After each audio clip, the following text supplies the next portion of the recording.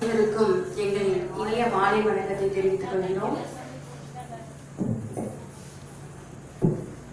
நவராத்திரியின் 8வது தினமாகிய இன்று சரஸ்வதியை வழிபடும் தினமாக கொண்டு எங்களுக்கு வாய்ப்பு அளித்த நிர்வாகத்திற்கும் எங்கள் பள்ளி முதல்வர் அவர்களுக்கும் மற்றும் கோயில் கமிட்டி மெம்பர் அனைவருக்கும் எங்களுடைய மனமார்ந்த வணக்கத்தை தெரிவித்துக் கொண்டு மகா கணபதியின் அருளோடு இந்த உரையை துவங்க உள்ளோம்.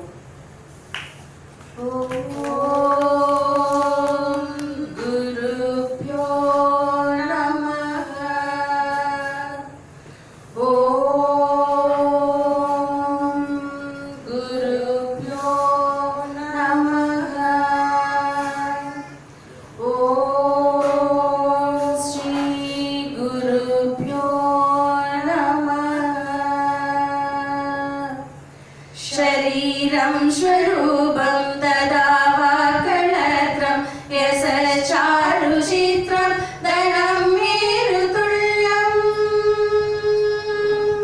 मनसेन लग्नं गुरुरेन्द्रिपद्मे तदकिं शरीरं स्वरूपं तदा वाक्कलत्रं यशचारुचित्रं धनं मेरुतुल्यं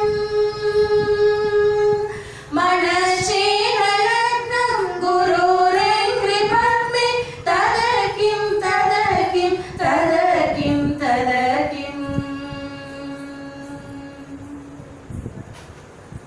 அருளாளர்கள், ஆச்சாரியர்கள் மற்றும் இறைவனை உணர்ந்து ஆன்ம ஞானம் பெற்ற ஞானிகளுடைய வாழ்க்கை வரலாற்றை அறிந்து கொள்ள வேண்டியது ஒவ்வொரு மனிதரின் வாழ்க்கையிலும் மிகவும் அவசியமான ஒன்றாகும். அதன்படியே வாழ்க்கையில் பெரும் துயரங்கள் ஏற்படும் போதெல்லாம் நாம் ஆன்றோர்களின் சொல்படி நடந்தோமையானால் அதுவே நம் வாழ்க்கைக்கு உகந்தது. மேலும் நாம் அவர்கள் சொல்படி நடக்கும் பொழுது நாம் நம்மளுடைய வாழ்க்கையின் எளிமையாகவும் சுலபமானதாகவும் அதன் முறை நடப்பதுதான் தர்மம் என்று ஆன்றோர்கள் உரைத்திருக்கிறார்கள். இதற்கு ஒரு சிறிய உதாரணம் ஒன்று நம்மளுடைய கோதை நாச்சியார் தன்னுடைய திருப்பாவை பாசுரத்தில் ஒரு அடியில் சொல்லியிருக்கிறாள். அது என்னவென்றால், மேலையார் செய்வனகள், அதன் பொருள் மூத்தோர்கள் செய்யாதவற்றை செய்யோம் என்று. அதாவது மூத்தோர்கள் எதையெல்லாம் செய்யவில்லையோ அதை நாங்கள் செய்ய மாட்டோம் என்று வலியுறுத்தி இருக்கிறார். அதன்படியே நமக்கு எப்பொழுதெல்லாம் துன்பங்கள் ஏற்படுதோ அப்பொழுதெல்லாம் ஆன்றோர்களின் உரைப்படி நடந்தோமேயானால் அதுவே மிகவும் சாலச் சிறந்தது. அதற்கும் மேலாக அவர்களுடைய வாழ்க்கையை அறிந்து கொண்டு அவற்றை நமக்கு துணையாக்கி கொள்ள வேண்டியது மிகவும் அவசியமான ஒன்றாகும். அதை மனதில் கொண்டே நாங்கள் இங்கு ஆதிசங்கரரின் வாழ்க்கை வரலாற்றை மிக எளிமையாகவும் மிகச்சிறிய சுலபமாகவும் மேலும் ஒரு சில லீலைகளை பற்றி உங்களுக்கு உணர்த்த வந்துள்ளோம். எதற்காக நாங்கள் இன்று ஆதிசங்கரரின் வாழ்க்கையும் சாரதாம்பாளையம் தேர்ந்தெடுத்தோம் என்றால், சிருங்கேரி மடத்தில் மகா சன்னிதான சுவாமிகளும் ஒரு அறிக்கையை இந்த வருடம் அறிவித்து இருக்கிறார். அந்த அறிக்கை என்னவென்றால், விநாயகர் சதுர்த்தி தினம் அதற்கு மறுதினமாகிய பஞ்சமி தினத்தன்று ரிஷி பஞ்சமி என்ற தினமாக நாம் அனைவரும் இந்த பாரத தேசத்தில் மக்கள் அனைவரும் கொண்டாட வேண்டும் என்று அறிவுறுத்தி இருக்கிறார்கள். ஏன் அந்த தினத்தை ரிஷி பஞ்சமி தினமாக கொண்டாட வேண்டும் என்றால், சாட்சாத் ஜெகத்குரு சங்கராச்சாரியார் சனாதன தர்மத்தை இந்த பாரத தேசத்தில் நிறுவியிருக்கிறார்.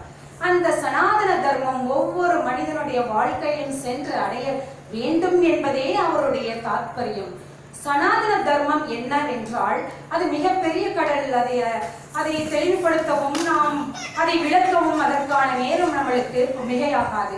எனவே ரத்தின சுருக்கமாகி நான் இங்கு சொல்வதென்றால், சனாதன தர்மம் 5 யஜ்ஞங்கள் ஒவ்வொரு மனிதனுடைய வாழ்க்கையில் நாம் கடைபிடிக்க வேண்டும்.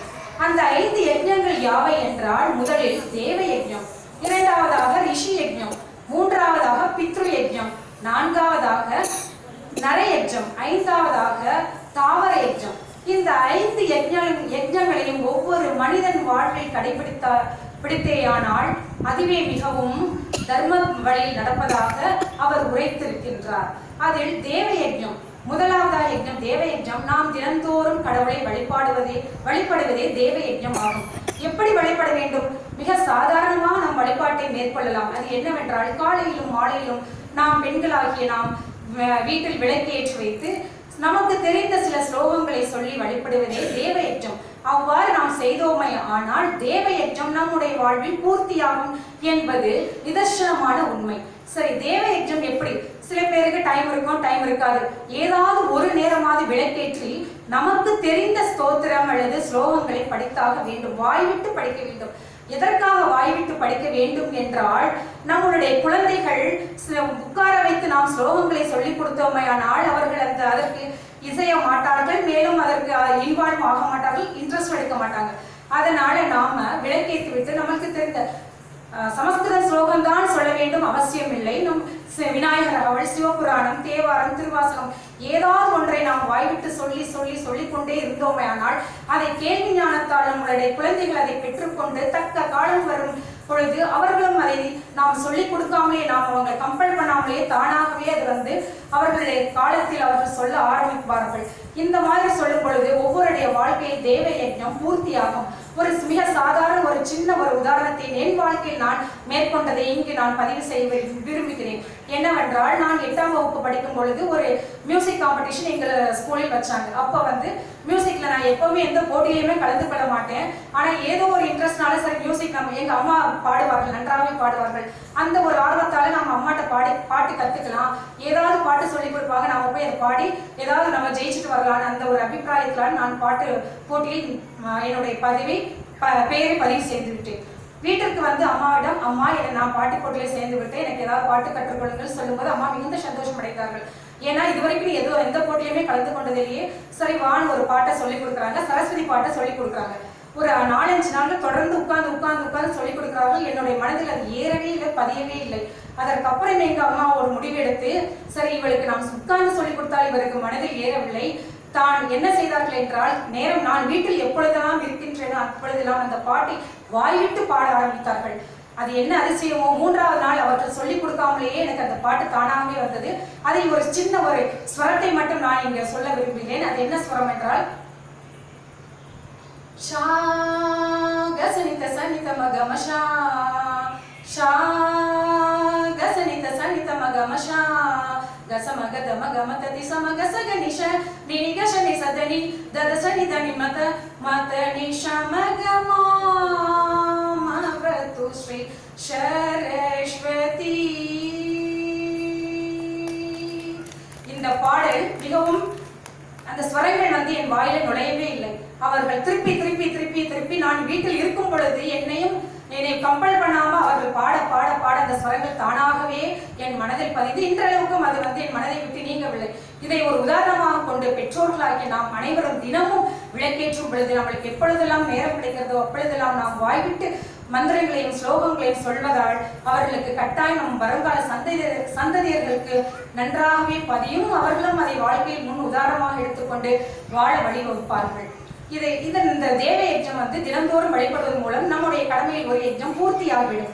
2வது ரிஷி யஜ்ஞம். இதை நான் இறுதியில் சொல்ல விரும்புகிறேன். ஏனென்றால் இதை ஆதிசங்கரின் வாழ்க்கை வரலாற்றை சொல்லும் போது இந்த ரிஷி யஜ்ஞம் பூர்த்தியாகும். 3ஆவதாக பித்ரு யஜ்ஞம். பித்ரு யஜ்ஞம் என்னவென்றால் அனைவருக்கும் தெரிந்த ஒன்றே. அமாவாசை தினத்தன்று பித்ருக்களுக்கு தர்ப்பணம் செய்யும் கடமை. அதுவும் போக அவர்களுக்கு திதி வரும் பொழுது அந்த திதியில் நாம் செய்ய வேண்டிய கடமைகளை செய்தோமே ஆனால் அதற்கு என்ன பலன் கிடைக்குமே என்றால், நம்மளுடைய சந்ததியில் ஆரோக்கியமான குழந்தைகள் பிறப்பார்கள் என்பது சாஸ்வதமான உண்மை.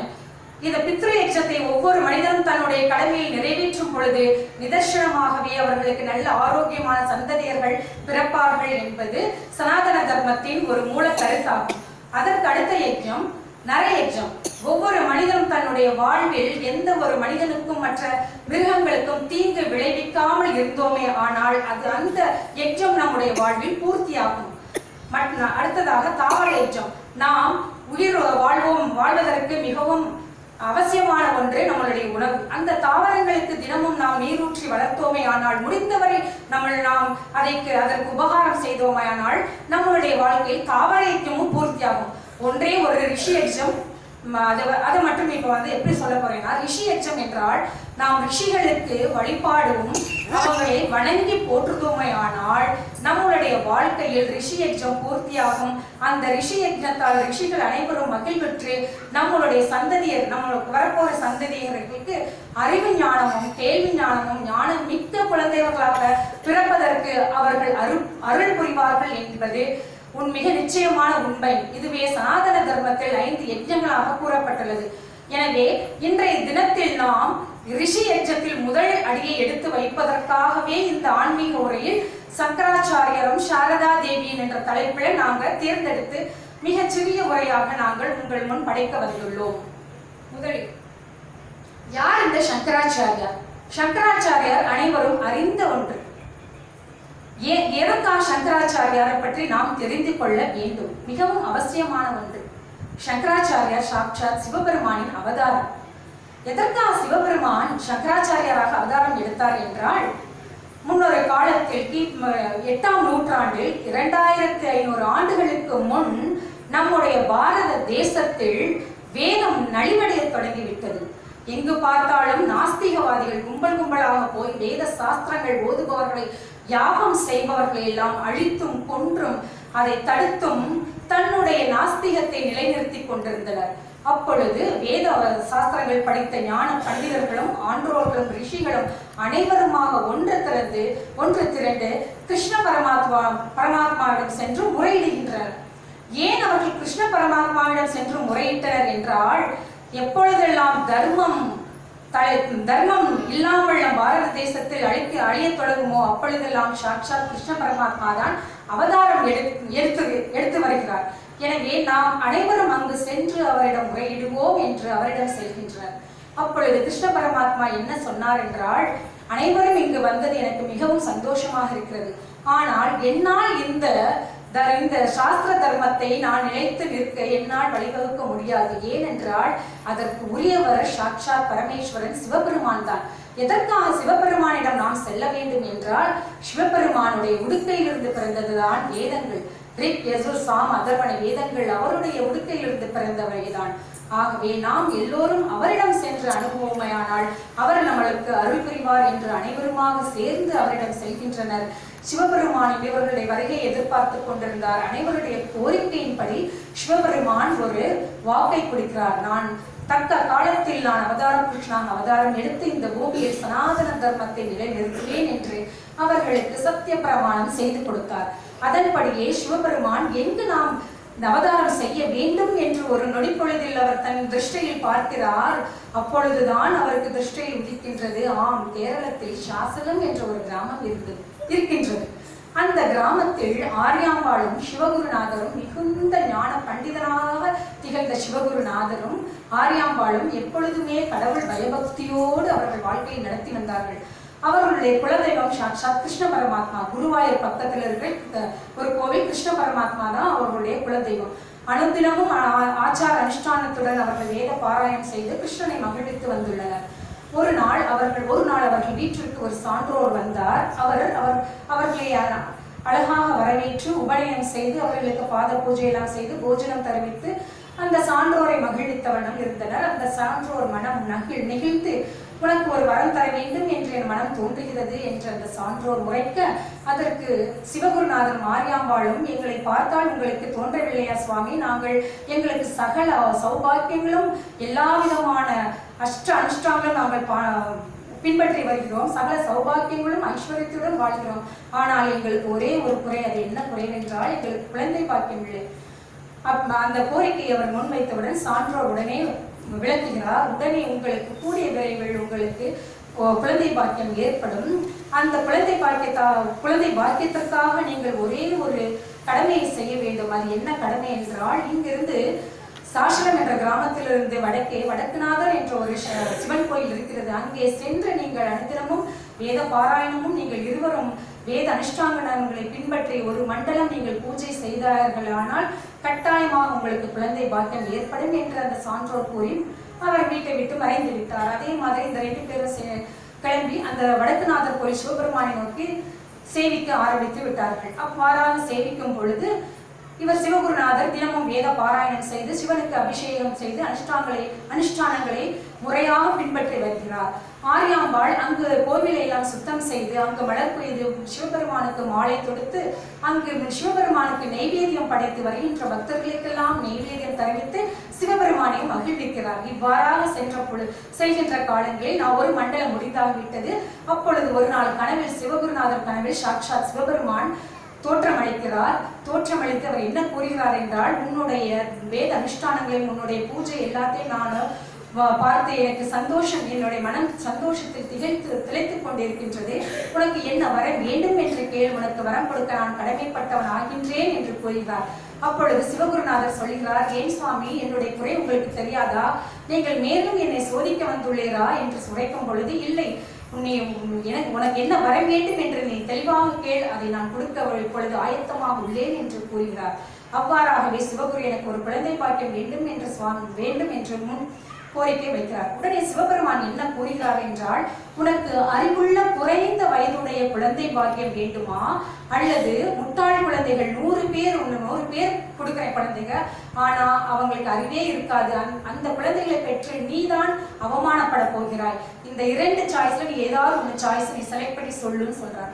உடனே சிவகுரு என்ன நினைத்தார் என்றால், எனக்கு ஒரு நாள் அவகாசம் கொடுங்கள், நான் ஆரியாம்பாவிடம் கலந்து ஆலோசித்துக் கொண்டு உங்களுக்கு நான் விடை கூறுகிறேன் என்று மறுநாள் காலையில் தேஜஸாக சிவகுருநாதர் எழுகிறார். அதே மாதிரி ஆரியாம்பாள் முகத்திலும் மிகுந்த தேஜஸுடன் ஆரியாம்பாளும் எழும்பொழுது இருவருமாக அதே வார்த்தையை சொல்கிறார், சுவாமி, என்னுடைய கனவில் இன்று சாட்சாத் பரமேஸ்வரன் அவன் தோற்றமளித்தார், அவர் இந்த கோரிக்கையை வைத்தார் என்று இருவருமாக பேசும் பொழுது, ஆம் ஆரியாம்பாள், நாம் என்ன மாதிரி வரத்தை கேட்க வேண்டும் என்று இருவருமாக உரையாடல் மேற்கொள்கிறார்கள். அப்பொழுது ஆரியாம்பாள் சொல்கிறார், சுவாமி, நம்மளுக்கு அறிவான குழந்தை, குறைந்த ஆயுடைய குழந்தை வர வேண்டும் என்றே மனம் ஒப்புதலுடன் இருவருமாக சேர்ந்து வரத்தை பெறுகின்றார்.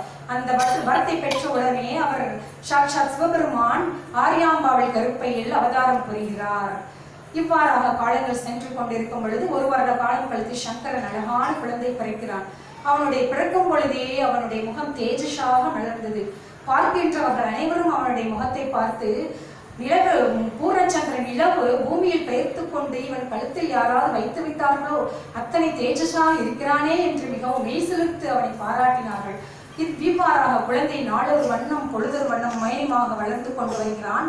அவனுக்கு 2 வயதாக இருக்கும் பொழுது ஒரு நாள் சிவகுருநாதர் தினமும் வீட்டில் தினமும் காலையில் எழுந்தவுடனும் அவர்கள் வேத பாராயணம் சந்தியாவந்தனம் எல்லாம் செய்து வேதத்தை ஓதிவிட்டு பிறகு அவர்கள் கிருஷ்ணர் கோயில போய் அந்த பூஜையெல்லாம் முடித்து விட்டு வருவது வழக்கம். அந்த மாதிரி வீட்டில் வேத பாராயணம் செய்யும் பொழுது ஆரியாம்பாள் நெய்வேத்தியம் படைப்பது இது வழக்கமாக இருந்து கொண்டு வந்தது. ஒரு நாள் ஆரியாம்பாள் வீட்டுக்கு தூரமாக இருக்கும்போது சிவகுருநாதர் அவர் வெளியில போக வேண்டிய விஷயம் அவசியமாயிற்று. அப்பொழுது ஆரியாம்பாளிடம், நான் வெளியில் அவசியமாக போக வேண்டும், சங்கரனுக்கு யார் உணவு ஊட்டுவார்கள் என்ற கேள்வியை எழுப்ப ஆரியாம்பாள், சுவாமி, நீங்கள் பாலை காய்த்து ஒரு பாத்திரத்தில் வைத்து மூடிவிடுங்கள், சங்கரனிடம் சொல்லிவிடுங்கள், நான் கொல்லைப்புறத்தில் இருந்து கொண்டே சங்கரனை நான் பாதுகாத்துக் கொள்கிறேன், அவனை நான் பருக சொல்கிறேன், அவனை உணவு அருந்த சொல்கிறேன் என்று விடை பெற்று சிவகுருநாதரும் அதன்படியே கிளம்பி போகின்றார்.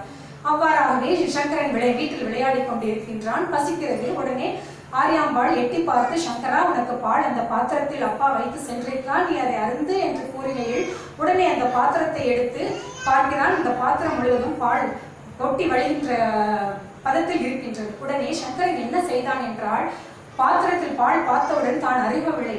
உடனடியாக தத்தி தவழ்ந்து கொண்டு அங்கு இருக்கும் அவர்களுடைய வீட்டில் இருக்கும் பார்வதி தேவியின் படத்தின் முன்பாக கொண்டு சென்று பார்வதி தேவிக்கு நிவேதனம் செய்கிறார். ஏனென்றால் நாம் சொன்னோம் இல்லையா, தேவ யஜ்ஞத்தில் நாம் என்ன செய்கிறோமோ அதே மாதிரிதான் நம் குழந்தைகள் பின்பற்றுவார்கள் என்பது சங்கருடைய வாழ்க்கையின் நிதர்சனமான உண்மையாக திகழ்ந்தது. அவ்வாறாகவே சங்கரன் பாத்திரத்தில் பாலை எடுத்துக்கொண்டு பார்வதி தேவி முன்னால் வைத்துக் கொண்டு நிவேதனம் சமர்ப்பிக்கிறான். அப்பொழுது பார்வதி தேவி என்ன நினைக்கிறார் என்றால், நம்மளுடைய கணவன் சாட்சாத் சிவபெருமான் தான் சங்கரராக அவதாரம் எடுத்துக்கொண்டுள்ளான், நாம் இப்பொழுது நமக்கு ஒரு டைம் கிடைச்சு விட்டது, நாம் இப்பொழுது நம்மளுடைய லீலையை வருத்தம் காட்ட வேண்டும் என்று அவள் நினைக்கிறாள். எதற்காக இந்த விஷப்பரீட்சையை மேற்கொண்டாள் என்றால், ஏனென்றால் கைலாயத்தில் தக்ஷன் பார்வதியின் அப்பா யாகம் நடத்தும் பொழுது சிவபெருமான் அவளை அனுமதிக்கவில்லை. பல்வேறு விதத்திலும் அவளை துன்புறுத்தி பல்வேறு சாபங்களை கொடுத்து பார்வதி தேவியை பூமியில் பிறக்க வைத்திருக்கிறாள். அதையெல்லாம் மனதில் வைத்துக்கொண்டு இன்னைக்கு எனக்கு கிடைச்ச சான்ஸ் இன்னைக்கு கட்டாயமாக பழி வாங்குவேன் என்று அவர் பாத்திரத்தை பார்வதி தேவியின் முன் நீட்டியவுடன் உடனே அந்த பாலை அருந்தி விட்டாள். இவர் அந்த பாத்திரத்தை திரும்பி தன் பக்கத்தில் எடுத்து வரும்போது பால் பாத்திரத்தில் இல்லை. உடனே பார்வதி தேவி அடுத்த சன்மை என்ன நினைத்தான் என்றால், மறுபடியும் நம்மளுடைய சுவாமி நம்மளுக்கு ஏதாவது ஒரு சாபத்தை கொடுத்து விடுவார் என்ற பயத்துடன் அருந்திய பாலை அப்படியே அந்த பாத்திரத்தில் வரவழைத்தாள். அப்பொழுது சங்கரன் அந்த பாத்திரத்தில் லேசாக இருந்தவுடன் அம்மா என்று கூவி குரல் எழுப்புகிறான். அப்பொழுது ஆரியாம்பாள், என்ன சங்கரா, என்ன நேர்ந்து விட்டது என்று அவள் அம்மா பதப்பதப்பிடம் பார்க்கும் பொழுது உடனே அந்த குரல் தணிந்து விட்டது. இல்லையம்மா, ஒன்றுமில்லை, நான் பால் அருந்துகிறேன் என்று அவன் உடனே சமாளித்துக் கொண்டு அதை பதிலை கூறுகிறான். எதற்காக என்றால், பார்வதி தேவி ஒரு நிமிஷம் சலனம் ஏற்பட்டு நம் சுவாமியை பரீட்சிக்க வேண்டும் என்ற எண்ணத்துடன் பரீட்சித்தாள். ஆனால் அடுத்த சமயம் அவள் மனதில் உதித்தது, நாம் பரீட்சிக்க போக இன்னும் பெரிய சாபம் கொடுத்து மறுபடியும் அந்த பூலோகத்தில் பிறந்து இன்னும் என்னென்ன அவஸ்தையெல்லாம் பட வேண்டுமோ, வேண்டாம், இதுவரைக்கும் பட்ட கஷ்டம் எல்லாம் போதும் என்று நினைத்து பருகிய பாலை அப்படியே அந்த பாத்திரத்தில் கொண்டிருக்கிறாள். இவ்வாறாக பாலகன் சங்கரன் வளர்ந்து வர வயது 4 ஆகின்றது. அப்பொழுது சங்கரருடைய தந்தையார் சிவகுரு நோய்வாய்ப்பட்டு காலமாகின்றார். அப்பொழுது ஆரியாம்பாள் மிகவும் வருத்தத்துடன், இப்ப நான் எப்படி இந்த பையனை தனி ஆளாக வளர்ப்பேன், எவ்வளவு ஐஸ்வர்யங்கள் இருந்தாலும் தந்தையுடைய ஸ்தானத்தை நான் எப்படி பூர்த்தி செய்வேன் என்று மிகவும் புலம்பிக் கொண்டிருக்கிறேன். வயது 5 ஆகும் பொழுது அவர்களுடைய உறவினர்கள் எல்லாம் ஒன்று கூடி அவர்களுக்கு பூனல் கல்யாணம் செய்துவிட ஏற்பாடு செய்கிறார்கள். அதன்படியே 5 வயதில் பூனல் கல்யாணம் செய்து அவருக்கு காயத்ரி மந்திரம் உபதேசித்து அவர்களுக்கு அருள்பாலிக்கிறார்கள். காயத்ரி மந்திரம் சொல்ல சொல்ல சொல்ல எந்த வெளி விஷயங்களும் நமக்கு ஏற்படாது என்பது நிதர்சனமான உண்மை. அப்படியாகவே காயத்ரி மந்திரத்தை ஓதி அவர்கள் பூனல் கல்யாணம் செய்து விட்டார்கள். சாதாரணமாக குழந்தைகளுக்கு 7 வயதில் தான் பூனல் கல்யாணம் செய்வார்கள். ஏனென்றால் 7 வயதில் தான் தக்க தருணம். அவர்கள் அந்த 7 வயதில் மனப்பக்குவம் அடைந்து அந்த காலத்தில் நாம் பூனல் கல்யாணம் செய்தவுடன் அவர்களை குருகுலத்தில் கொண்டு கல்வி கற்க கொண்டு சென்று விடுவார்கள். அதன்படி 5 வயதாகிய பாலகன் சங்கரனை ஏன் 5 வயதிலேயே பூனல் கல்யாணம் செய்தார் என்றால், அவர் ஞானத்தில் மிக திளைத்தவராக இருந்தார். அதன் பொருட்டு அவருக்கு அந்த 5 வயதில் பூனல் கல்யாணம் செய்து அவரை கொண்டு போய் குருகுலத்தில் அம்மா விடுகிறாள். விட்டவுடன் அந்த குருகுல வாழ்க்கை எவ்வளவு நாள் ஆகும் என்றால், 4 வேதங்களையும் பரிபூர்ணமாக படிக்க வேண்டும். அதற்கு மேலாக 18 புராணங்கள், 6 சாஸ்திரங்கள், இவை அனைத்தும் கடைந்து தேர்ச்சி பெற்றவனாக தான் வெளிவர வேண்டும் என்பது ஆசிரம நியமம். அதன்படியே சங்கரன் 5 வயதில் குருகுல வாழ்க்கைக்கு ஆயத்தம் ஆகிவிட்டான். கொண்டு போய் அம்மா விடுகிறாள். அங்கு குரு மாதாவிற்கும் சாட்சாத் குருவிற்கும் பணிவிடைகளும் சகல காரியங்களும் சிஷ்யனாக இருந்த சங்கரன் மற்ற சிஷ்யர்களோடு கலந்து அவர்களுடைய மனதை நன்றாக சந்தோஷப்படுத்தி கொண்டிருக்கின்றான். ஒரு நாள் அச்சமயம்தான், ஒரு நாள் ஏகாதசி முடிந்து மறுநாள் துவாதசி. இந்த கதை அனைவரும் அறிந்த ஒன்றே. அது எதுவாகினாலும் இந்த பதிவை நான் பதிவிட மிகவும் அவசியமான ஒன்றாகும். ஏகாதசி முடிந்து மறுநாள் துவாதசி. ஆசிரம வாழ்க்கையில் எது நியமனம் என்றால், ஆசிரம குருமாதாவிற்கு தினமும் சிஷ்யர்கள் 4 வீட்டில் சென்று பிக்ஷை எடுத்துட்டு வந்தாதான் அந்த பிக்ஷையை கொண்டுதான் அந்த குருமாதா சமைத்து கடவுளுக்கு நிவேதனம் செய்து குருவிற்கு போஜனம் தரவித்து அதற்கப்புறம் தான் இந்த சிஷ்யர்களுக்கு பரிமாறி கடைசியில் தான் தான் உண்பாள். இதுதான் ஆசிரம நியமனம். இந்த மாதிரி கோயில்களில் ஏகாதசி முடித்து துவாதசி அன்று சாட்சாத் சங்கரன் பாலகன் சங்கரன் பிக்ஷை எடுக்க ஒரு வீட்டிற்கு வருகிறான். அந்த வீட்டு பிராமணனுடைய பெயர் அயாசகன். அவன் மிகவும் வேதங்களில் கற்று உணர்ந்த மிகவும் நேர்த்தியான புலவன் ஞான பண்டிதன் என்றே கூறலாம். அவன் வீட்டில் தாரித்ரியம் தாண்டவம் ஆடியது. அவர்கள் வீட்டில் குழந்தை பாக்கியம் இல்லை, தாரித்ரியம் தாண்டவமாகி ஆடிக்கொண்டிருந்த சமயத்தில் குழந்தை பாலகன் சென்று, இவனுக்கு ஏதும் ஒன்றுமே தெரியாது, அவன் சென்று அம்பவதி பிக்ஷாம் தேகி, அம்மா பிச்சை இடுங்கள் என்று கூக்குரலை எழுப்பினான். அப்பொழுது அந்த அயாசகன் மனைவி மிகுந்த மெல்லிய தேகத்துடன் வீட்டில் அமர்ந்து கொண்டு சதா சர்வ காலமும் தன்னுடைய குலதெய்வமாகிய கிருஷ்ண பரமாத்மாவை வழிபட்டு கொண்டிருக்கின்றார்.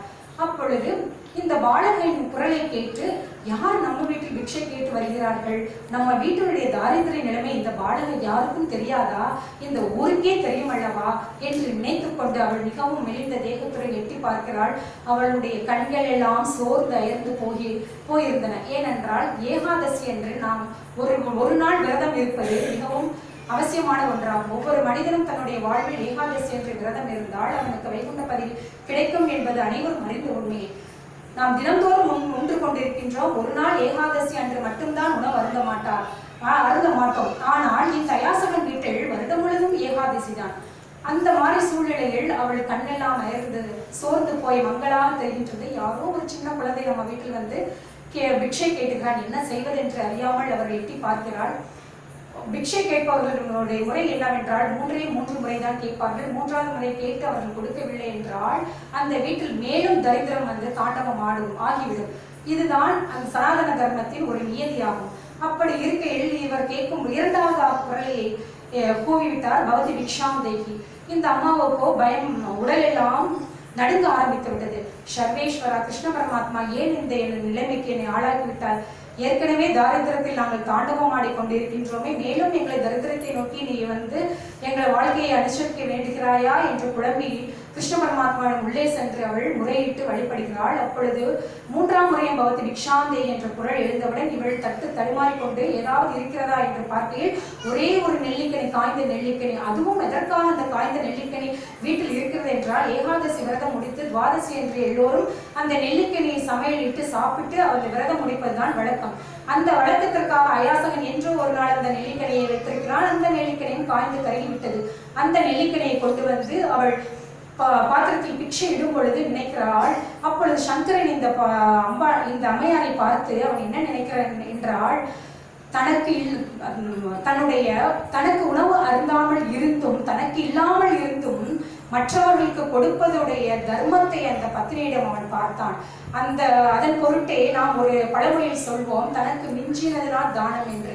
நாம் அதை தவறாக புரிந்து விட்டோம். நமக்கு எல்லாம் சேர்த்து கொண்டு மீதம் மிச்சமிருந்ததை தானமாக கொடுப்போம் என்று கொடுக்க வேண்டும் என்று நாம் புரிந்து கொண்டோம். அது மிக தவறான புரிதல். அதற்கு உண்மையான பொருள் என்னவென்றால், தன்னையும் மிஞ்சியதுதான் தானம் என்று இந்த அம்மையாரை பார்த்து அவர் புரிந்து கொண்டார். உடனே அந்த அம்மையாரை பார்த்து, அந்த அவள் நிலையை பார்த்து சாக்ஷாத் மகாலட்சுமியிடம் வேண்டுகிறாள். வேண்டி இந்த கனகதார ஸ்தோத்திரத்தை பாடுகிறார். இப்பொழுது அந்த பாடல். லக்ஷ்மி பத்மாலயா பத்மா கமலா ஸ்ரீ ஹரிப்ரியா இந்திரா லோகமாதா மாத்ருமா மங்கள தேவதா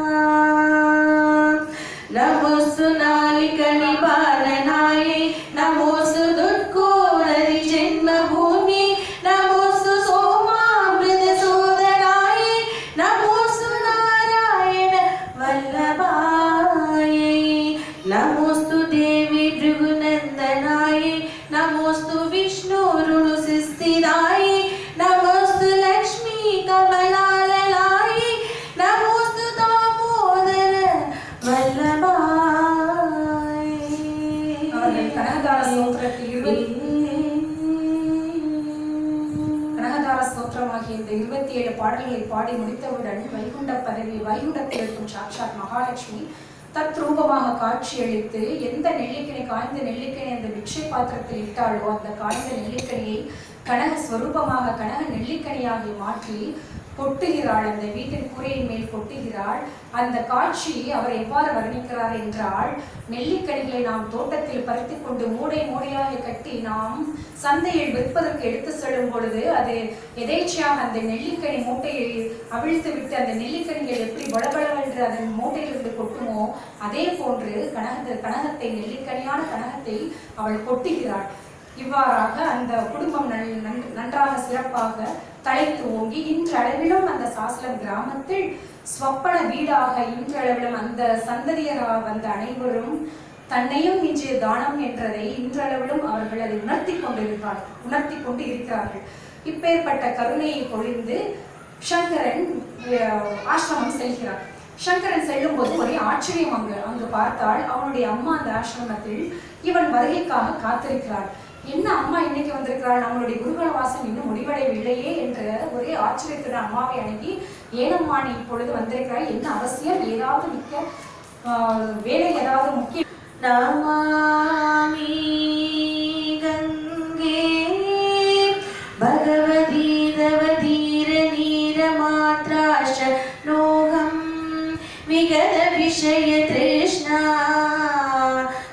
पुरुषमाराधयामि सकलकलुषभङ्गे स्वर्गशोभनाशङ्के तरतलतरङ्गे देवी गङ्गे प्रसीद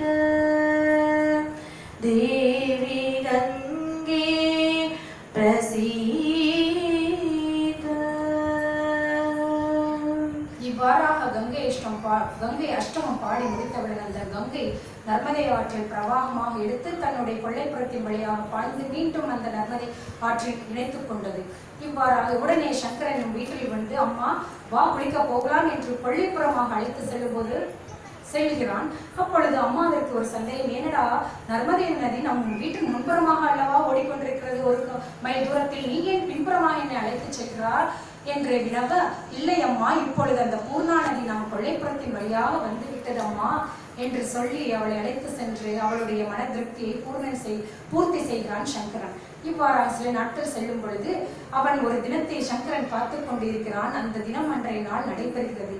அது என்னவென்றால், ஒரு நாள் சங்கரன் தன் அம்மாவும், அதற்கப்புறம் 2 பேருமே அந்த அம்பா நதிக்கரையில் தான் 2 பேரும் ஸ்நானம் செய்து கொண்டு வேத முறைகளை பின்பற்றி வழிநடத்தி கொண்டு வந்தார்கள். ஒரு நாள் அம்மாவும் பையனும் இப்பொழுது அம்மாவின் உடல் மிகவும் மோசமாகி கொண்ட நிலையில் அம்மாவை கூட்டிக் கொண்டு அழைத்துக் கொண்டு கரங்களை பிடித்துக் கொண்டு ஸ்நானம் செய்ய புறப்படுகிறான். புறப்படும் பொழுது அம்மாவிடம் சொல்கிறான், அம்மா நாம் 2 பேரும் குளித்து கரையேற வேண்டும் என்று சொல்லி கட்டளையிட்டு சொல்கிறான். அப்பொழுது அம்மாவும் குளிக்கின்றாள். பையன் சங்கரன் குளித்துக் கொண்டு இருக்கும் பொழுது அம்மாவுடைய உடல்நிலை காரணமாக அவளால் அந்த குளிரை தாங்க முடியாமல் கரையேறி அவளுடைய வீட்டின் கொள்ளைப்பறை வாசலில் உட்கார்ந்து விடுகிறான். அப்பொழுது சங்கரன் நன்றாக ஸ்நானம் செய்து கொண்டு இருக்கின்றான். திடீரென்று அம்மா என்று கத்துகிறான். அம்மாவிற்கு ஒரே உடல் பதைக்கிறது. என்னடா சங்கரா, ஏன் இந்த கூக்குரல் இடுகிறாய் என்று கேட்கும் பொழுது, அம்மா எனக்கு ஒரு ஆபத்து ஏற்பட்டு விட்டது, அது என்னவென்றால் என்னுடைய காலை முதலை கவ்விக்கொண்டது. என்னடா சங்கரா, ஏன் இந்த சூழலை நம்மளுக்கு கடவுள் ஏற்படுத்தி கொண்டிருக்கின்றார், நீ உண்மையாகவே சொல்கிறாயா இல்லது எனக்கு என்னை திருவிளையாட புரிகிறாயா என்று கேட்கும் பொழுது, இல்லை அம்மா, இதோ பார் என்று கூறி அந்த முதலையின் தன்னுடைய காலை எடுத்து காமிக்கும் பொழுது முதலை அகன்ற வாயில் பாதி கால் அவனுடைய முதலை கவ்விக்கொண்டது. அம்மாவிற்கு ஒன்றுமே ஓடவில்லை. நெஞ்சம் படபடைக்கிறது. அப்பொழுது சாக்ஷாத் கிருஷ்ண பரமாத்மாவிடம் வேண்டுகின்றார். கிருஷ்ண பரமாத்மாவே, உனக்கு சோதனைக்கு அளவே இல்லையா?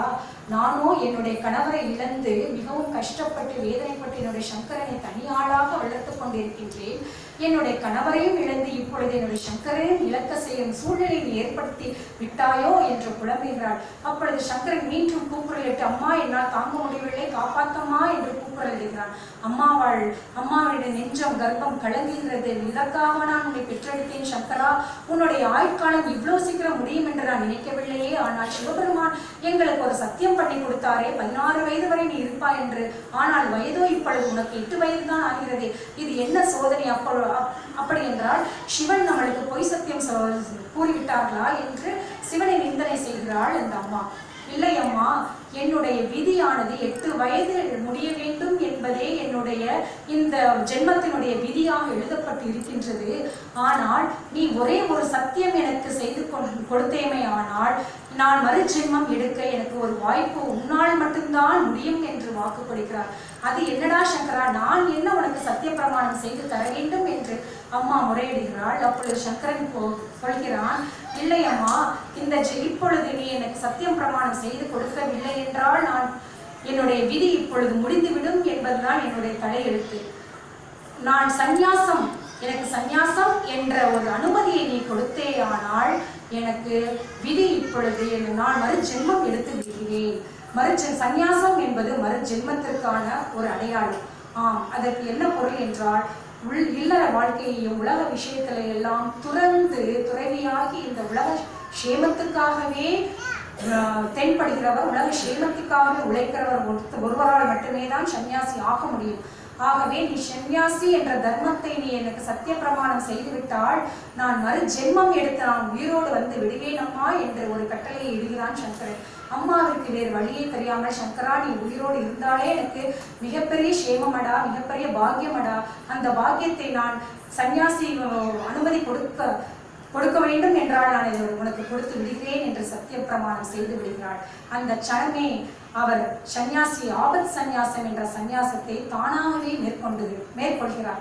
ஆபத் சந்நியாசம் என்றால் பொதுவாகவே சந்நியாசம் எடுத்துக்கொள்பவர்கள் ஆன்றோர்களிடம் பெரிய பெரிய சந்நியாசி துறவரம் தபஸ் செய்த ஞானிகளிடம் போய்தான் அவர்கள் அந்த அனுஷ்டானங்களை பின்பற்றி அவர்கள் மகிழ்ந்தவுடன் தான் ஒரு நபருக்கு சந்நியாசம் கொடுப்பார். ஆனால் இவர் சாக்ஷாத் சங்கரர், சிவபெருமான் அவதாரம். அவர் நித்தப்படித்த மேதாவி, ஞான பண்டிதர்.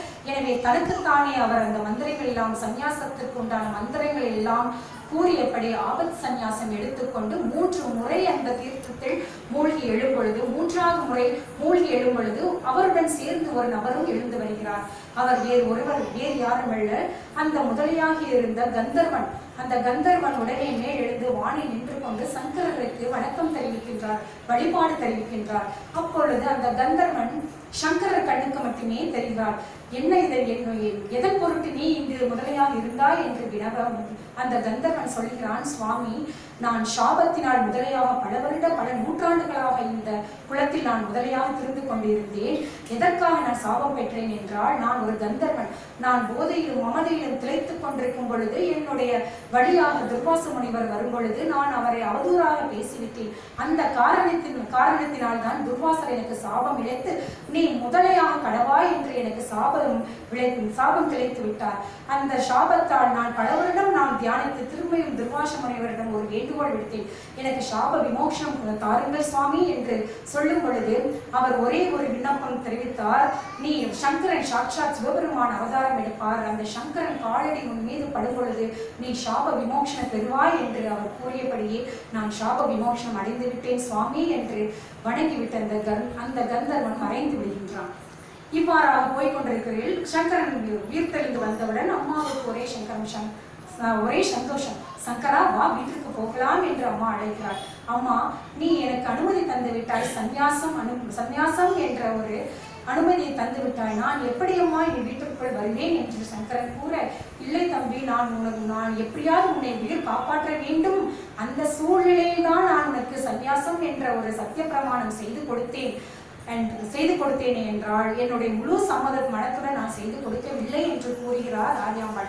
இல்லையம்மா, சத்தியம்தான். நான் உலக சேமத்திற்காக பாடுபட வேண்டும், எனக்கு அனுமதித்தா என்று அவர் புறப்படுகிறார். அம்மா அரைகுறை மனதுடன் அவரின் பார்வையை நோக்கி சங்கரா என்று கூவும் பொழுது சங்கரராக மாறிவிட்டு அம்மாவிடம் ஒரு விண்ணப்பத்தை சொல்கிறார். அம்மா, உனக்கு வயதான காலத்தில், உன்னுடைய கடைசி காலத்தில் நான் இந்த தேசத்தில் எந்த ஒரு மூலையில் இருந்தாலும் நான் ஓடோடி வந்து உன்னுடைய கடைசி யாத்திரையை நான் முடித்து உனக்கு மோட்சத்தை அளிப்பேன் என்று சத்தியம் செய்துவிட்டு அவர் கிளம்பி விடுகிறார். இவ்வாறாக அவர் தானாகவே நடந்து செல்கிறார். செல்லும் பொழுது தன்னுடைய யாத்திரையை துவங்கி விடுகிறார். மேற்கு திசையாக நோக்கி, மத்திய பிரதேசம் திசையாக நோக்கி போகும் பொழுது நர்மதா நதிக்கரையை அவர் பார்க்கிறார். நர்மதா நதிக்கரையின் அருகில் செல்லும் போது நர்மதை மிகவும் சந்தோஷமாக சங்கரனை வரவேற்று அருள்பாளிக்கிறார். ஏனென்றால் சாட்சாத் சிவபெருமான் நம்முடைய ஆற்றில் காலடி வைக்கும் பொழுது நமக்கு எப்பேற்பட்ட புண்ணியம் கிடைக்கும் என்று அவள் அந்த புண்ணியத்தை தேடி சங்கரனின் காலடியில் வந்து ஸ்பரிசித்து போகின்றாள். இவ்வாறாக அந்த நர்மதை நதியின் காற்றை கடந்து அவர் செல்லும் வழியில் ஒரு அடர்ந்த வனத்தில் ஒரு தேஜஸான ஒளியை அவர் பார்க்கிறார். அந்த ஒளியை நோக்கி அவர் செல்லும் பொழுது அங்கு ஒரு ஆசிரமம் இருக்கிறது. அந்த ஆசிரமத்தின் கதவை இவர் தட்டுகிறார். அப்பொழுது அங்கிருந்த தவஸ்ரேஷ்டர் யார் நீ என்று கேள்வி எழுப்புகிறார். சங்கரர் உடனே நான் என்று பதில் அளிக்கவில்லை. இந்த உடலும் உயிரும் எல்லாமே மாயை ஆனது. இந்த உடல் அறிவானதும் அமைதியானதும் சிவஸ்வரூபமே. இந்த உடல் சிவமயமானது என்று நான் என்ற அகங்காரத்தை ஒழித்து இந்த உடல் இந்த சேமத்திற்காகவே, இந்த சனாதன தர்மத்திற்காகவே அவதாரம் எடுத்துள்ளது என்று அத்வைத தத்துவத்தை அவர் விளக்குகிறார். அந்த விடையை அறிந்து கொண்டு அவர் எழுந்து வருகிறார். சாக்ஷாத் சங்கரன், இவனுக்காகவே நான் இவ்வளவு காலம் நான் தவஸ்ரேஷ்டையிலிருந்து இவனை என் முதல் சீடனாக ஏற்றுக்கொள்ள வேண்டிய காலம் வந்துவிட்டது என்று கோவிந்த பகவத் பாதர் அருள் புரிகிறார். அந்த கோவிந்த பகவத் பாதர் யார் என்றால் அதற்கு ஒரு சிறிய கதை, அதை நாம் தெரிந்து கொள்ள வேண்டியது இந்த தருணத்தில் மிகவும் அவசியமானதாகும். கோவிந்த பகவத் பாதருடைய குரு கௌடபாதருடைய குரு பதஞ்சலி. அந்த பதஞ்சலி வேறு யாரும் இல்லை, சாட்சாத் ஆதிசேஷன் அவதாரம். எப்படி ஆதிசேஷன் இந்த பூமியில் பதஞ்சலி முனிவராக அவதாரம் எடுத்தார் என்றால், ஒரு சமயம் பார்க்கடலில் ஆதிசேஷன் துயிலாக கிருஷ்ண பரமாத்மாவிற்கு துயில் கொண்டிருக்கும் பொழுது திடீரென்று ஆதிசேஷன் பாரம் தாங்காமல், சுவாமி இன்று உங்களுடைய பாரம் என்னால் தாங்க முடியவில்லையே, நான் ஏதேனும் பிழை செய்து விட்டேனோ என்று அவர் கூறுகையில், இல்லை ஆதிசேஷா, நீ ஒன்றும் பிழை செய்யவில்லை, தேவர்கள் எல்லாம் சந்தோஷமாக இருக்கிறார்கள், அதற்கு காரணம் என்னவென்று நானும் தெரிந்து கொள்ள விரும்புகிறேன் சுவாமி என்று ஆதிசேஷன் கூற, விஷ்ணு பரமாத்மா அதற்கான விடையை கூறுகிறார். இத்தனை காலமாக என்னுடைய மனதில் நான் வைத்துக்கொண்டு நடராஜ மூர்த்தியை நான் ஆராதனை செய்து கொண்டிருக்கும் பொழுது அதனுடைய பாரம் உனக்கு பாரமாக தெரியவில்லை. இப்பொழுது நான் அந்த நடராஜ மூர்த்தியை வெளியில் வைத்து ஆராதித்துக் கொண்டிருக்கின்றேன். அதன் விளைவாகத்தான் உனக்கு இந்த பாரம் மிகவும் சுமையாக இருக்கின்றது என்று அதற்கு மேலாக ஒரு தத்துவத்தை விளக்குகின்றார். ஒருவன் மிகுந்த பசியோடு இருக்கும் பொழுது ஒரு உணவுப் பொட்டலத்தை கொண்டு செல்கிறான். அப்பொழுது அந்த உணவுப் பொட்டலம் அவனுக்கு மிகுந்த பாரமாக இருக்கும். அதே அந்த உணவுப் பொட்டலத்தை அவன் உண்டு விட்டால் அந்த உணவுப் பொட்டலம் அந்த உணவு அவனுக்கு பாரமாக இருக்காது. ஏனென்றால் அது வயிற்றில் போய் ஜீரணமாகி விடுகிறது. அந்த உணவு அந்த பாரமாக இருக்காது. இந்த தத்துவத்தை இவர் ஆதிசேஷனுக்கு விளக்கும் பொழுது ஆதிசேஷன் மிகுந்த மகிழ்ச்சியோடு நானும் அந்த நடராஜனுடைய வழிபாடை ஆராதிக்க வேண்டும் என்று வினவுகையில், உடனே நீ சிதம்பரத்திற்கு போ, அவங்க நடராஜர் ஆனந்த நடனம் கழித்துக் கொண்டு எல்லா தேவர்களுக்கும் மகிழ்வூட்டிக் கொண்டிருக்கிறார் என்று கூற, உடனே ஆதிசேஷன் அவதார கிருஷ்ணாக பதஞ்சலி முனிவராக இந்த சிதம்பர தேசத்தில் அவதாரம் எடுக்கிறார். மிகுந்த சாஸ்திரத்திலும் ஞானத்திலும் மிகுந்த திளைத்தவராக அவர் இருக்கும் பொழுது அவர் மிகுந்த தவஸ்ரேஷ்டராக ஆகிவிடுகிறார். அவருடைய தவஸ்ரேஷ்டையெல்லாம் பார்த்து சிவன் அவருக்கு ஒரு அருள் புரிகிறார். நீ இந்த வேத சாஸ்திரத்தை உலகெங்கும் பரப்ப வேண்டும், உனக்கு அந்த அருள் பாலிக்கிறேன் என்று அவர் கூறிவிட, உடனே பதஞ்சலி முனிவர் அவர் தன்னுடைய படித்த சாஸ்திரத்தையும் தவத்தையும் எல்லாம் நான் இங்கு வருகின்ற அனைத்து மாணவர்களுக்கும் பெற்றுக் கொடுக்க வேண்டும் என்ற நிபந்தனையோடு அவர் ஒரு முடிவு எடுக்கின்றார். அவர் பாடம் எடுக்கும் ஆரம்பிக்க முன்னாடியே அவர்களுக்கு மாணவர்கள் கூட்டமாக இவர்கள் எடுக்கும் பாடத்தில் மிகுந்த கருத்துடனும் மிகுந்த சுவாரஸ்யமாக இருக்கும் என்ற கேள்வி ஞானம் பெற்றுக்கொண்டு நிறைய மாணவர்கள் அவர்களை தேடி கூட்டமாக 1000 கணக்கில் மாணவர்கள் வருகிறார்கள். அப்பொழுது பதஞ்சலி முனிவர் ஒரே ஒரு சனம் யோசிக்கிறார். நாம் ஒவ்வொருவருக்கும் ஒவ்வொரு மாணவர்கள் எழுப்பும் கேள்விகளுக்கு நம்மால் விடை கொடுக்க முடியாது, ஒவ்வொருத்தருக்கும் தனித்தனியாக விடை கொடுக்க முடியாது. ஆகவே என்னுடைய சிவஸ்வரூபமான ஆதிசேஷனுக்கு 1000 தலைகள் உண்டு. அந்த 1000 தலைகளை எடுத்து நாம் ஒரே கணத்தில் நாம் அனைவர்களுக்கும் அனைத்து மாணாக்கர்களுக்கும் உபதேசம் செய்தால் இது காலம் மிகவும் குறைவானதாகும், அனைத்து மாணாக்கர்களும் ஒரே சமயத்தில் கற்றுக்கொண்டு விடுவார்கள் என்று ஒரு முடிவை எடுத்து, அதே மாதிரி அவர் தன்னுடைய முடிவை மாணாக்கரிடம் சொல்கிறார்கள். எப்படி சொல்கிறார்கள் என்றால், நாளையிலிருந்து கிளாஸுக்கு வரும் பொழுது அனைவரும் அந்த 1000 கால் மண்டபத்தில் ஒவ்வொருத்தராக தனியாக உட்கார வேண்டும். உங்கள் முன்னால் ஒரு திரை கட்டப்படும். அந்த திரையின் பின்னால் தான் நான் உட்கார்ந்து ஒவ்வொருவருக்கும் பாடம் சொல்லிக் கொடுப்பேன். அந்த திரையை எக்காரணத்தும் கொண்டும் யாரும் விளைக்கக்கூடாது. முதல் கட்டளையை வைக்கிறார். இரண்டாவது கட்டளையாக என்ன வைக்கிறார் என்றால், பாடம் நடந்து கொண்டிருக்கும் பொழுது யாரும் என் அனுமதி இல்லாமல் வெளியே செல்லக்கூடாது என்று அந்த கட்டளையை வைக்கிறார். இந்த 2 கட்டளைகளுக்கும் நீங்கள் ஒப்புக்கொண்டீர்களானால் நீங்கள் கிளாஸை அட்டென்ட் பண்ணலாம் என்று சொல்லிவிட்டு மறுநாள் கிளாஸ் ஆரம்பமாகின்றது. அதே போன்று திரைச்சீலைகள் அனைத்து மாணவர்களுக்கு முன்னாடி கட்டப்படுகின்றது. திரைக்கு பின்னால் இவர் அவதாரம் ஆதிசேஷனா 1000 தலைகள் கொண்டு அவர் உபதேசிக்க மாணவர்களுக்கு பரிபூர்ண சந்தோஷமாக நாட்கள் செல்கின்றன.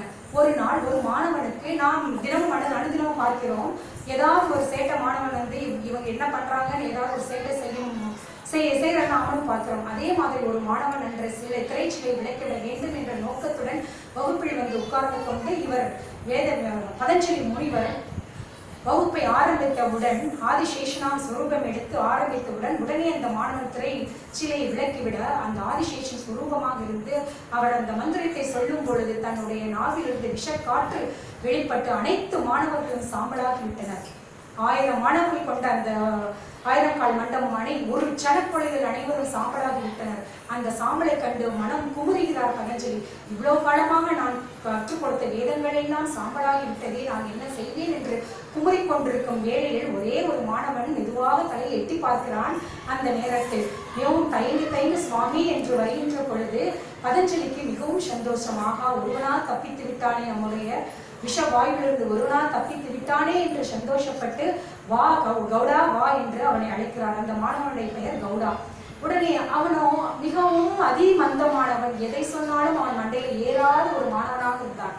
ஆனாலும் அதை எதையும் பொருட்படுத்தாமல் நமக்கு ஒரு மாணவன் கிடைத்து விட்டான் என்ற சந்தோஷத்தில் அந்த மாணவனை கூப்பிட்டு தன்னுடைய தவ வலிமையால் தான் பெற்ற அனைத்து சாஸ்திர வித்தைகளையும் தன்னுடைய ஞான ஒளியால் அவனுக்கு அருள் பாலிக்கிறார். மேலும் அவர் இரண்டாவது கட்டளை வைக்கும் போது என்ன சொன்னார் என்றால், யாராவது ஒரு மாணவன் என்னுடைய வகுப்பில் என்னுடைய அனுமதி இல்லாமல் சென்றானே என்றால் அவனுக்கு பிரம்மஹத்தி தோஷம் ஏற்பட்டுவிடும் என்று சொல்கிறார். அந்த பிரம்மஹத்தி தோஷம் இப்பொழுது கௌடபாதர் ஞான சிரேஷ்டையால் அனைத்து ஞான வலிமையும் பெற்று அவர் கௌடபாதராக ஆகிவிடும். அடுத்த சனமே அவர் பிரம்மஹத்தி தோஷம் தொற்றி கொண்டு விட்டது. பிரம்மஹத்தி தோஷம் என்றால் என்ன அப்படி என்றால், அவர் சில தவ சிரேஷ்டர்களுடைய தவத்தை கலைத்தார். அவர் பிரம்மஹத்தி தோஷம் சாபமாக விடுவார்கள்.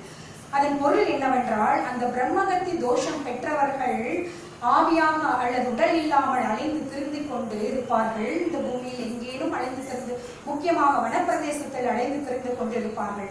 அவர்களுடைய உணவு என்னவென்றால், நன்கு வேதம் பழுத்த பிராமணன், சிறுவனோ முதியோனோ யார் வந்தாலும் அவர்களை கொன்று தின்று உண்டு புசிப்பதுதான் அவர்களுடைய வேலையாக இருந்து கொண்டிருந்தது.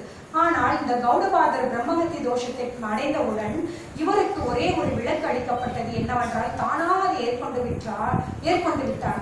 அந்த என்ன விளக்கு அந்த பிரம்மஹத்தி தோஷம் என்றால், இவருடைய கண் பார்வையில் எந்த பிராமணன் தென்பட்டாலும் அந்த பிராமணனிடம் ஒரு கேள்வியை கேட்பார். அந்த கேள்விக்கு இவர் நினைக்கும் பதில் அந்த பிராமணனிடம் வந்துவிட்டால் அந்த பிராமணனுக்கு தன்னுடைய தவ வலிமையை எல்லாம் கொடுத்துவிட்டு தான் பாப விமோட்சம் பெறுவதாக ஐதீகம் இருந்தது. அப்படியாக பல வருடங்களாக அந்த கௌடபாதர் அலைந்து திரிந்து வனத்தில் அலைந்து திரிந்து கொண்டிருக்கின்றார்.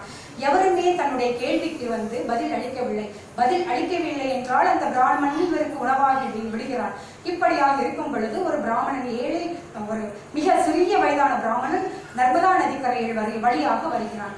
அப்பொழுது மேலே அந்த அரச மரத்தில் மேலே உட்கார்ந்து கொண்டு கௌடனாகிய பிரம்மஹத்தி தோஷம் பெற்ற கௌடபாதர் மிகவும் சந்தோஷத்துடன் பார்க்கிறான். ஆகா, பழுத்த ஞானியாக தெரிகிறான் இந்த பிராமணன், இவனை ஒன்றால் இன்றைக்கு நம்மளுக்கு மிகப்பெரிய விருந்தாகும் என்று நினைத்துக் கொண்டு, சரி நாம் கேட்க வேண்டிய கேள்வியை கேட்போம் என்று ஒரு கேள்வியை தொடுக்கிறார். அந்த பிராமணன் எதற்கும் சளைக்காமல் தான் கௌடபாதர் என்ன நினைத்தாரோ அதற்கு உண்டான தக்க பதிலை அளித்தவுடன் இவருக்கு ஒரே சந்தோஷமாயிற்று. ஆகா, நான் இன்று பாவ விமோட்சம் பெற்றுவிட்டேன் என்று அந்த பாலகனுக்கு அனைத்து வித்தைகளையும் தன்னுடைய தவ வலிமையால் கொடுக்கிறார். உடனே ஒரு வேண்டுதலையும் அவர் முன்வைக்கிறார். அவர் தான் கோவிந்த பகவத்பாதர். என்ன வேண்டுதல் என்றால், நான் உனக்கு அனைத்து சாஸ்திரங்களையும் கற்றுத்தரப் போகிறேன்.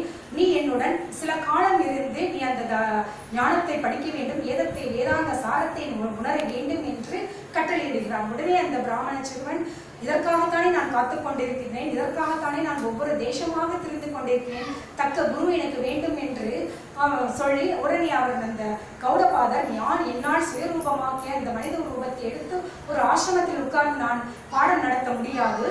நீ என்னுடைய அதற்கு பதிலாக நான் தங்கியிருக்கும் அரசமரத்திற்கு மேல் வா, அங்கு உட்கார்ந்து நான் உனக்கு பாடம் சொல்லிக் கொடுக்கிறேன். ஆனாலும் ஒரு நிபந்தனை விடுக்கிறேன், பாடம் நீ எக்காரணத்தை கொண்டு மரத்தை விட்டு இறங்கக்கூடாது, தூங்கவும் கூடாது என்ற நிபந்தனை விடுக்கிறார். உடனடியாக அந்த கோவிந்த பகவத்பாதர் உடனே அதை ஏற்றுக்கொண்டு அதே மாதிரி அரச மரத்தில் உட்கார்ந்து கொண்டு அவர் சொல்ல அந்த காலத்தில் பேனாயது ஒன்றுமே கிடையாது. உடனே தன்னுடைய துடைப்பகுதியை கிழித்துக் கொண்டு அந்த ரத்தத்தில் அரசியலை காம்பை ஒடித்துக் கொண்டு ஒவ்வொரு அரசு இலையும் எழுத ஆரம்பித்து விட்டார். ஒவ்வொரு இலையாக பறித்து அவர்கள் கூற எல்லா சாஸ்திர வேதத்தையும் 18 புராணங்கள் 4 வேதங்கள் உண்டான 6 சாஸ்திரங்கள் அனைத்தும் கற்று தேர்ந்து விட்டார். இறுதியாக கௌடபாதர் சந்தோஷம் அடைந்து நான் சாப விமோட்சம் பெற்றேன் என்று அவருக்கு அருள் பாலித்து விட்டு மறைந்து விடுகிறார். அந்த சாக்ஷாத் அந்த கோவிந்த பகவத்பாதர் தான் சங்கரருடைய குருவாக திகழ்கிறார். கோவிந்த பகவத்பாதர் சங்கரிடம் கேள்விகள் கேட்க அவர் சராமாரியாக பதில் கொடுக்க கோவிந்த பகவத்பாதர் முடிவெடுக்கிறார், நாம் இவனுக்கு இணை குருவாக இருக்க வேண்டிய அவசியமே இல்லை. இவன் தன்னுடைய சனாதன தர்மத்தை நிலைநிறுத்த வேண்டிய காலம் நெருங்கிவிட்டது. இவனுக்கு நாம் விடை கொடுக்க வேண்டும் என்று சங்கரருக்கு விடை கொற்று, நீ தெற்கே இருக்கும் காசியை நோக்கி பிரயாணம் செய்ய, அங்கு உனக்கு தக்க சகல மரியாதைகளும் கிடைக்கும். நீ அங்கு வேத சாஸ்திரத்தை நிலைநிறுத்த வேண்டிய காலம் உனக்கு வந்துவிட்டது என்று கூறி விடைபெறுகிறார். ஆனாலும் சங்கரருக்கு கோவிந்த பகவத்பாதரை விடைபெறிய மனமில்லை. இருந்த போதிலும் அவருடைய குருவினுடைய கட்டளை ஏற்றுக்கொண்டு அவர் அங்கு செல்கிறார். இவ்வாறாக அவர் பயணம் மேற்கொள்கிறார். காசிக்கு செல்லும் பொழுது கங்கை மிகவும் மகிழ்விற்று அவரை வரவேற்கின்றார். தன்னுடைய ஆசிரமம் ஒன்றை அமைத்து அங்கு அமைத்தவுடன் நிறைய வேத பண்டிதர்கள் அவர்களை சங்கரரை பரீட்சித்து பார்க்க வேண்டும் என்ற ஆவலோடு வருகிறார். அவர்கள் என்ன கேள்விகள் கேட்டாலும் சங்கரர் சளைக்காமல் தன்னுடைய அத்வைத சித்தாந்தத்தை அவர் நிலைநிறுத்தி அவர்களுக்கு உபதேசம் கூறுகிறார். இவருடைய உபதேசத்தை கேட்டு எல்லா மக்களும் சந்தோஷம் அடைந்து கூட்டம் கூடமாக இவர்களுக்கு சிஷ்யராக தென்படுகிறார்கள். அவ்வாறு நடந்து கொண்டிருக்கையில் ஒரு சனந்தன் என்ற ஒரு பிராமணன் ஒருவன் இவரிடம் உபதேசம் கேட்கும் பொருட்டு இவரிடம் வருகிறான். இவருடைய உபதேசத்தை நன்கு மனதில் உள்வாங்கி இவர் என்ன நினைக்கிறாரோ அதன்படியே அவர் வாழ்க்கையை நடத்தி கொண்டிருக்கிறார். இவ்வாறாக 4 பிரதான சீடர்களை அவர் தேர்ந்தெடுக்கின்றார். ஒரு நாள் கங்கை ஆற்றில் குளிப்பதற்காக இந்த 4 சீடர்களையும் தன்னோடு அழைத்துக் கொண்டு செல்கிறார். இங்கு தன்னுடைய குரு பக்தியை நிலைநாட்டுவதற்காக இந்த லீலையை அவர் புரிகிறார். குரு பக்தி என்ன என்பதற்காக இந்த லீலை என்னவென்றால், கங்கை ஆற்றில் குளிக்கும் பொழுது தினமுமையும் இந்த சனந்தன் என்ற ஒரு பிராமணன் தான் இவருடைய ஆடைகள் எல்லாம் ஒரு கரையில் வைத்துக் கொண்டு சங்கரன் குளித்து வரும் வரை காத்திருந்து அவருக்கு இந்த உடையெல்லாம் கொடுக்கும் பொருட்டு அவருடைய வேலையாக செய்து கொண்டிருந்தார். அவ்வாறாக செய்து கொண்டிருக்கையில் அந்த நாளும் அதே மாதிரி சங்கரன் இறங்கி கங்கை ஆற்றில் இறங்கி குளித்த வண்ணம் இருக்கின்றார். அதற்கு முன்னேயே இந்த சனந்தன் குளித்துவிட்டு கரையேறி கொண்டு அந்த சங்கரருடைய உடைகளை பாதுகாத்துக் கொண்டிருக்கின்றார்.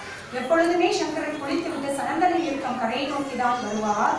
ஆனால் அன்றோ என்ன அதிசயம், அவர் மறுக்கரையை மற்ற 3 சீடர்கள் மறுக்கரையில் இவர்களுக்காக காத்து கொண்டிருக்கிறார்கள். இந்த சங்கரருடைய உபதேசத்திற்காக காத்து கொண்டிருக்கிறார்கள்.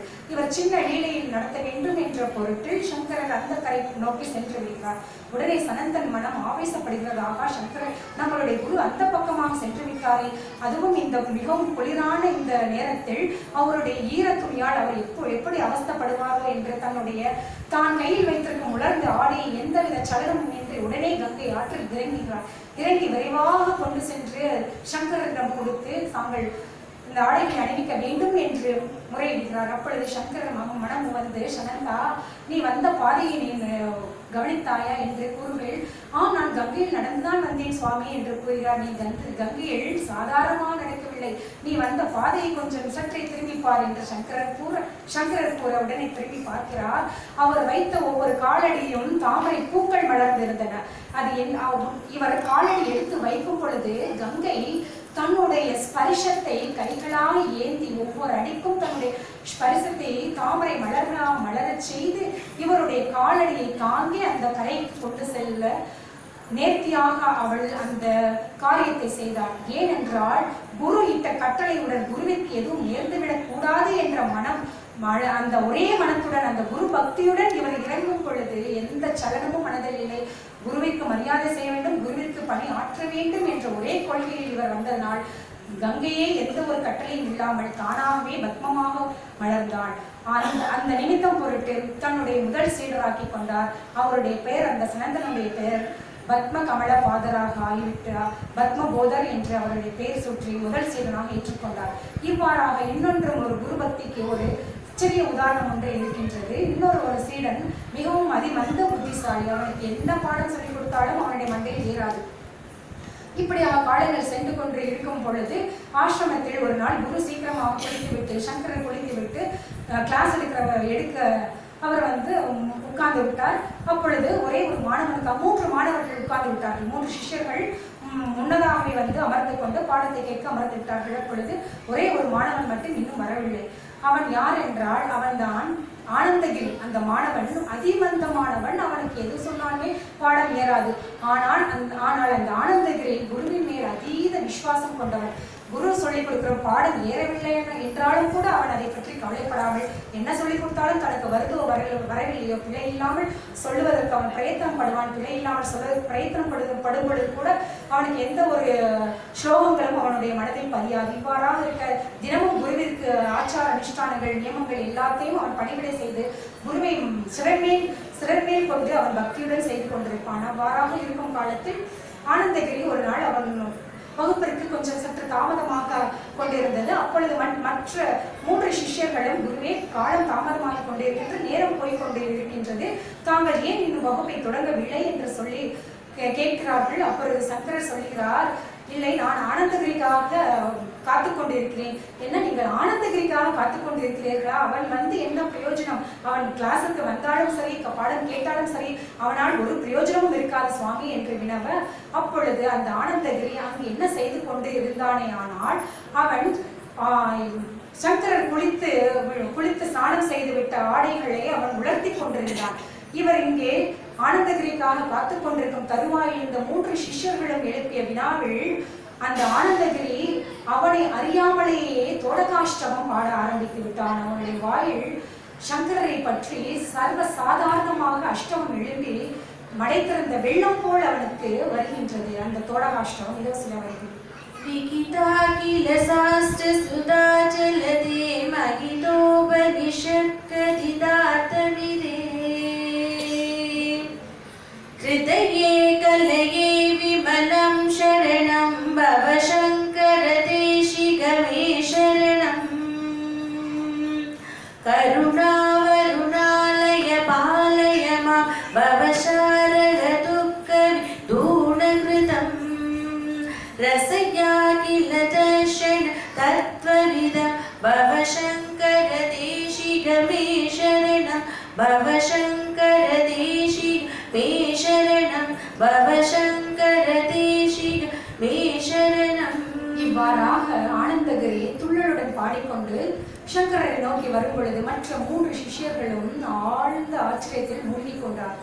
ஏனென்றால் இவனுக்கு எந்த ஒரு ஸ்லோகமுமே இவன் வாயில் வராதே, எப்படி இந்த மாதிரி அவன் ஒரு அஷ்டகத்தை பாட முடியும் என்ற ஆச்சரியத்தில் இருக்கும் பொழுது சங்கரர் அவர்களுடைய ஞான திருஷ்டியில் அவர்களுடைய வினாக்களுக்கு ஞான திருஷ்டியின் மூலமாகவே பதில் கூறுகிறார். அந்த பதில் என்னவென்றால், அவனோ குருவின் மேல் அலாதி பக்தி கொண்டிருக்கிறான். அவனுடைய பக்தியை நான் பூர்த்தி செய்து ஆக வேண்டும் என்ற ஒரு நிபந்தனையில் நான் சாக்ஷாத் சரஸ்வதியை அவனுடைய நாக்கில் வந்து அமரும்படி அவனுக்கு அருள் கடாட்சம் புரிய வேண்டும் என்று அந்த குரு பக்திக்காகவே நான் சரஸ்வதி தேவியை அவனுடைய வாக்கில் வந்து அமர வேண்டும் என்று நான் வேண்டிக் கொண்டேன். அதன் பொருட்டில் தான் அவனுக்கு இந்த அஷ்டமம் பாட முடிந்தது என்று அவருடைய ஞான திருஷ்டியில் அவர்களுக்கு விளக்க அவர்களும் அதை ஏற்றுக்கொண்டு அந்த குருவின் பாதத்தில் தன்னுடைய அகங்காரத்தை தான் அன்றே அவர்கள் அழகை ஒழித்து எழுகிறார்கள். இப்படியாக ஆனந்தகிரி 2வது பிரதான சிஷ்யராக ஆகிவிடுகிறார்கள்.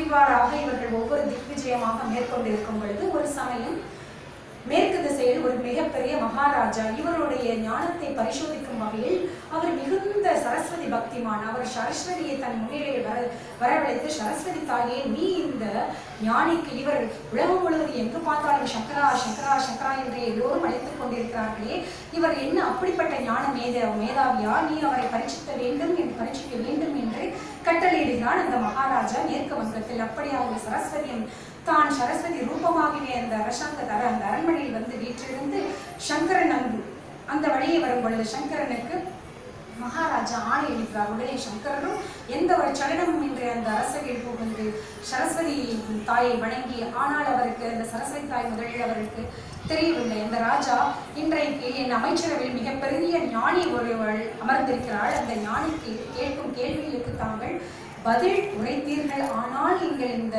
நாட்டை விட்டு உயிரோடு தப்பிச் செல்லலாம், இல்லை என்றால் உங்கள் உயிருக்கு ஆபத்து என்று அவன் கட்டளையிடுகிறார். உடனே சங்கரர் எதற்கும் சளைத்தவர் அல்லவர் என்றோ, உடனே சங்கரர், ஆம் கேளுங்கள், நான் எதற்கும் பதிலளிக்க இந்த சனத்தில் முனைகிறேன் என்று அவர் பதில் உரைக்க, சரஸ்வதியின் சரா மாரியாக கேள்வி கேட்க துவங்கிவிடுகிறார். எல்லா கேள்விகளுக்கும் அவர் சரளமாக பதில் சொல்லிக் கொண்டே இருக்கிறார். எந்த ஒரு தயக்கம் என்று பதில் கூறிக்கொண்டே இருக்கிறாள். வாக்குவாதம் முடியவே இல்லை. வாக்குவாதம் நேரக்கணக்காக நாள் கணக்காக போய்கொண்டிருக்கின்றது. சரஸ்வதி விட்ட பாடுகளிலே சங்கரனும் அதற்கு சளைத்தவரும் இல்லை. அப்படியாக போய்கொண்டிருக்கிறேன். இறுதியாக சங்கரன், உனக்கு என்னதான் வேண்டும் தாயே? இன்னும் என்ன உனக்கு சந்தேகம் இருக்கு? இனி உன்னுடைய கேள்விகள் அனைத்திற்கும் தக்க பதில் அளித்து விட்டேன், இன்னும் என்ன சந்தேகம் இருக்கு என்று சற்று ஆக்ரோஷத்துடன் கேட்கிறார். அப்பொழுது சரசவாணியான சரஸ்வதி, இல்லை இல்லை, நான் தங்கள் வாக்குக்கு கட்டுப்பட்டு விட்டேன் என்று அந்த பாடலை பாடுகிறார் சரஸ்வதி தாயை நோக்கி.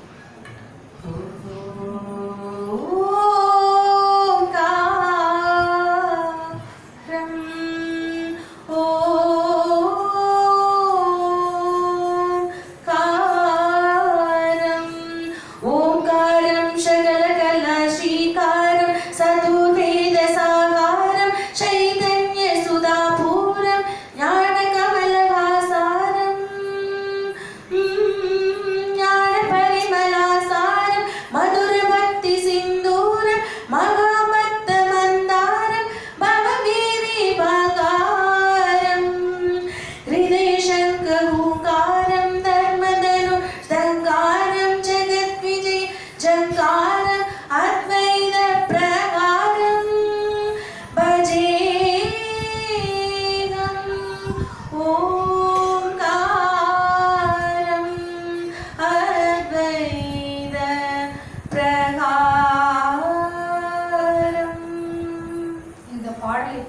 தன்னுடைய அத்வைத சித்தாந்தத்தை அவர் அங்கு நிலைநிறுத்திவிட்டு சரஸ்வதி தேவி தன் வாக்கில் கட்டுப்பட்டு விட்டார். அப்பொழுது அவர் அந்த சரஸ்வதி தேவிக்கு ஒரு வாக்கு கொடுக்கிறார்.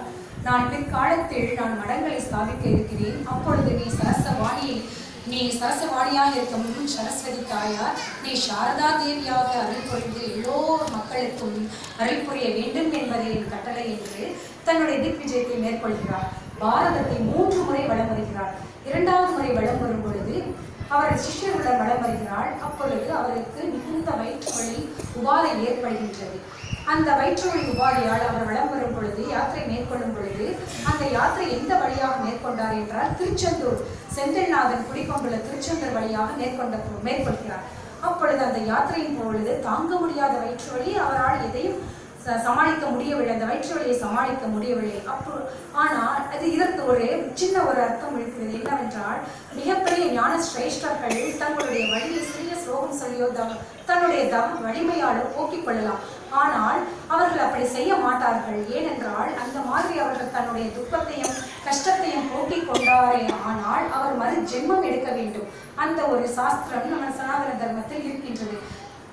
இவ்வாறாக போக்கிக் கொள்ளும் பொழுது மறுபடியும் நாம் இந்த பூலோகத்தில் பிறந்து எல்லா கஷ்டங்களையும் அனுபவிக்க வேண்டுமா என்ற நிபந்தனையோடு அவர்கள் தன்னுடைய அந்த ஜென்மத்திலேயே அவர்கள் முக்தி பெற வேண்டும் என்பதற்காக எந்த கஷ்டம் வந்தாலும் எந்த உடல் உபாதை வந்தாலும் அவர்கள் தாங்கிக் கொண்டு அதை தலையின் மேல் சிரசாக கொண்டு செல்வதுதான் அவர்களுடைய வழியாக இருந்தது. அவ்வாறாக தன்னுடைய தாங்க முடியாத வயிற்று வழியை அந்த சிஷ்யர்கள் பார்க்கிறார்கள். சுவாமி, நீங்கள் நினைத்தால் உங்களுடைய தவ வலிமையால் இந்த வயிற்று வழியை போக்க முடியும் என்று கூறும் பொழுது, இல்லை தோடகா, இல்லை ஆனந்தகி, இல்லை தோடகா, பத்மபாதா, இது அதுவாகவேதான் சரியாக வேண்டும், இல்லை என்றால் நான் மறுஜென்மம் எடுக்க வேண்டிய நிர்பந்தம் ஏற்பட்டுவிடும் என்று கூறுகையில், சரி சுவாமி, எது எப்படியாகினும் நாம் இப்பொழுது யாத்திரை போய்கொண்டிருக்கும் பொழுது திருச்செந்தூர் செந்தில்நாதனை ஒருமுறை தரிசித்து செல்வோம் என்று அந்த கோவிலில் தங்களுடைய பாதம் வைக்கிறார்கள். அப்பொழுதும் அவர்களுடைய தீராத வயிற்று வலி இன்னும் அதிகமாகிக் கொண்டே இருக்கின்றது. அப்பொழுது அவர் முருகன் முன் அமர்ந்து அவர்கள் பாட ஆரம்பிக்கிறார்கள். உடனே அந்த பாடலை கேட்டு, அது வேறு ஒன்றுமில்லை, சுப்பிரமணிய புஜங்கம் என்ற 24 ஸ்லோகங்களை கொண்ட 4 வரிகள் கொண்ட பாடல்களை, சுப்பிரமணிய புஜங்கத்தை முருகன் முன் அவர் பாடுகிறார். அதோ இந்த பாடல். सदा बालरूपापि विघ्नात्रिहन्त्री महादन्तिवक्त्रापि पञ्चाशमान्या विदिन्द्रादिमृग्या गणेशापिता मे विदताक्षयं कापि कल्याणमूर्तिः न जानामि पथ्यं न जानामि गत्यं न जानामि शब्दं न जानामि शान्तम्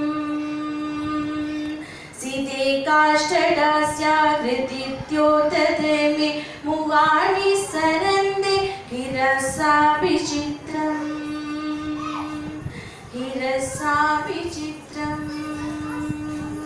இவ்வாறாக சங்கரர் சுப்பிரமணிய புஜங்கத்தை பாடி முடித்தவுடன் சாக்ஷாத் முருகப்பெருமான் சிறு பாலகனாக உருவெடுத்து தன்னுடைய கைகளிலும் பன்னீர் இலையில் விபூதியை எடுத்து வந்து அவர்கள் முன் இட்டுக்கொள்ள செல்கிறார்கள். அப்பொழுது அந்த சங்கரர் பன்னீர் இலையில் உள்ள திருநீற்றை எடுத்து